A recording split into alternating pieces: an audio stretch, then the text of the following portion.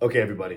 I'm a little bit sick. I apologize. So if the voice is nasally or if there's random bouts of coughing, I'm really sorry. But I think today's topic is particularly important, so I wanted to get it out while the thoughts were fresh. So I got a comment on one of my videos very recently, like maybe 5, 10 minutes ago, that was essentially asking, hey, I have this academic situation. Do you think I still have a chance of getting in? And I want to circle back on one really, really important point. We have individuals who have been convicted of felonies and have served like prison time, like federal prison time. And that doesn't like make them bad people, right? That doesn't make them inherently unqualified or undeserving of being at Stanford. If anything, it's quite the opposite. These are some of the most incredible people that I know and are the most capable of teaching the entire community what it's like to actually exist in the world and what it's like to be a champion for yourself and also be just a pure exhibit of what it means to be gritty and just an incredible person. So if people with that kind of background can get in and are here and are succeeding and contributing to Stanford, then there's a really good chance that whatever concern you have, whether it be academic or otherwise, isn't a showstopper for you getting in. But I bring that up because what is absolutely a showstopper for you getting in is not being able to clearly articulate how these experiences have affected you and how you feel about them. Not being introspective and not being having a strong retrospective understanding of how you like who you were in that situation, why it was the case that that thing happened, if it was, an academic deficiency or whatever. Not being able to talk about those things, not having a good grasp on them, that is going to be your showstopper. So I want everybody to kind of just reframe these experiences and these concerns as not as like, hey, here's this bad thing that's like on my record that I can't escape from, and really think about them as additional components to your story. Once again, like these applications are a story to some degree. And I don't mean a story in like a fictional sense. I mean a story in this is your story. This is your experience on this planet thus far, and an explanation of how you're planning on utilizing those experiences to further that story in the future, and why these universities might be a good fit to help get you to that end state either quicker or faster, more efficiently, whatever, however you want to frame it. And without these, I don't want to call them crisis points, we'll call them plot points. Without these plot points, the story isn't very rich, it isn't very vivid. So if you try to hide these deficiencies or not make mention of them, you're really doing yourself a disservice. So when you start asking yourself these questions of, hey, here's this like bad thing that's on my record, how do I explain it, or how do I sort of like, do I still have a chance with this?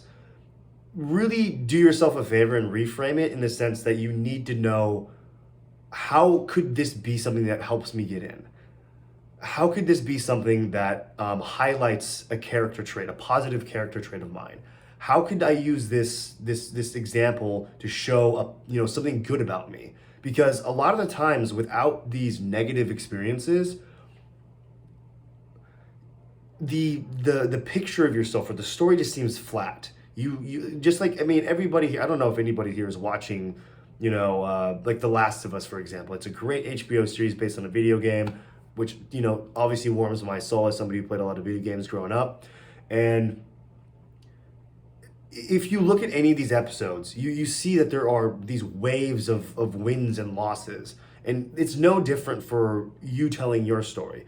A story of just win after win after win is kind of fucking boring, if we're gonna be honest. It really doesn't have any texture, it doesn't have any variation, and it sometimes seems disingenuous because there are very, very few people out there who have just stacked dubs their entire life. So hiding it or downplaying your L's is actually kind of counterproductive, at least in my opinion. So really start thinking about how these small experiences, or not, sorry, I keep saying small experiences, I don't mean it that way. How these experiences or these negative components of your story, how those are adding richness and vibrancy to your story, and not how they're these things that you need to sort of cover up or make up for.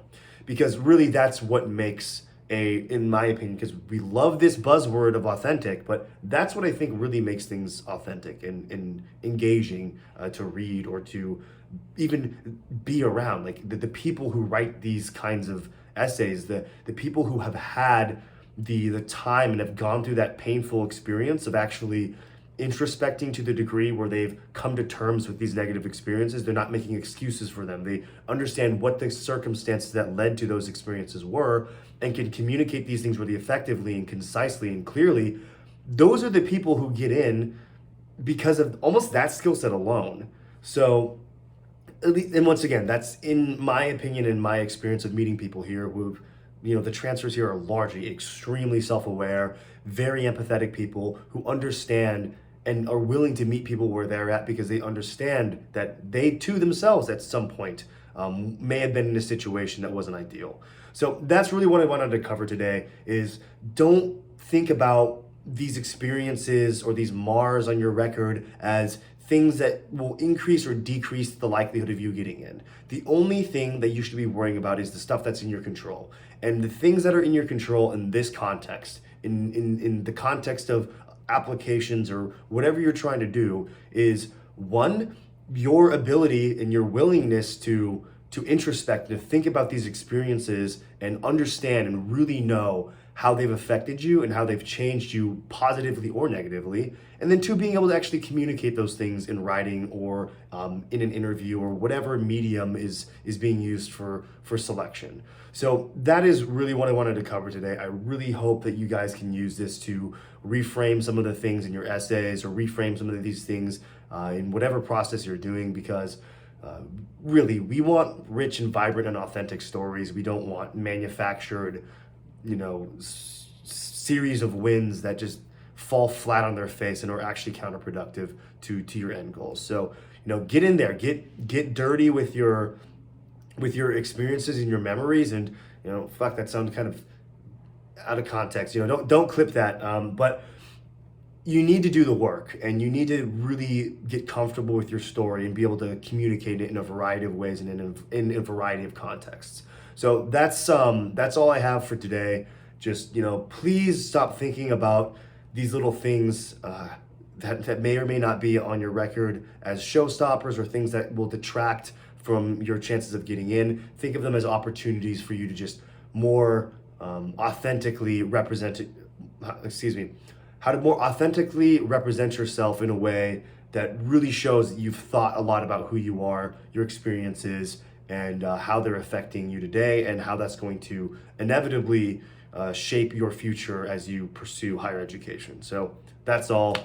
Have a great night, and thank you for watching. I'll see you all in the next one.